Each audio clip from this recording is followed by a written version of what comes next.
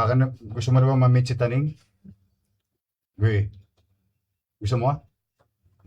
Yung pamangkin mo, gusto niya?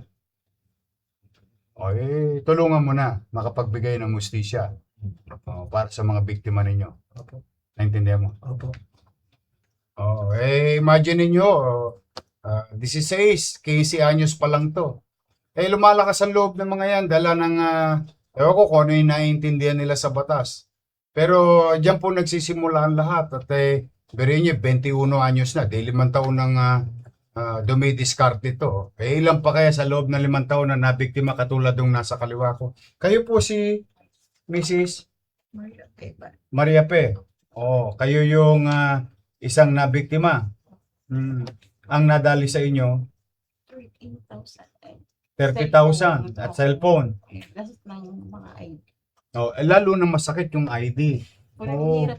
Ang hirap pa naman kumuha ng mga bagay. Yun pa hindi nila naintindihan eh. Yung 30,000 nyo, pan-tuition pisana ng pamangkin nyo. Birin ninyo yan. Nagsisigasig para mairaos yung pamangkin.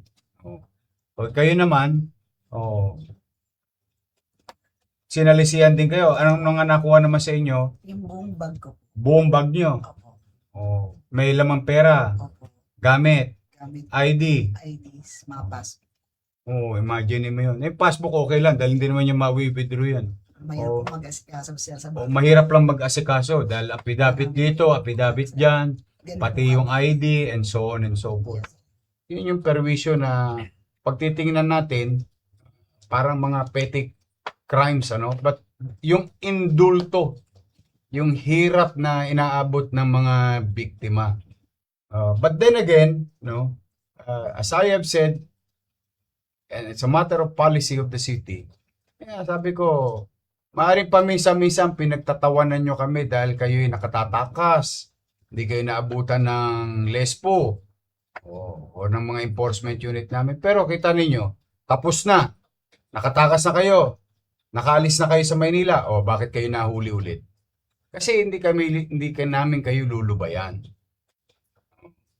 Hindi po kami titigil na kayo'y mapapanagot sa mata ng batas at at some level makapagbigay ng hustisya sa mga biktima dito sa lungsod ng Maynila. Taga Maynila man sila o hindi, ay dito nangyari yung krimen, sabi ko nga sa inyo, magtago na kayo sa lelang yung panot. Ang organisasyon ng MPD hindi perfecto, pero isa lang sigurado kami, may gobyerno sa Maynila. We will always do our best na hindi or maging pangalawa or mag second thought lagi sila sa lungsod ng Maynila. Sa mga nanonood, ito, ang daming beses nakadali, noon tumira sa Maynila, dito na kalawin. Kaya babala ko na yan. Una, siyempre, normal me, magsasabi, magbagong buhay na kayo. Most likely, hindi naman talaga. Pero, huwag kayong gagawa sa Maynila. Kasi hindi worth it. Magkano na disgrasya mo lahat? 130 po. 130. Magkano piyansa? Kung makakapiyansa ka. Sa itsura ng mga nangyari.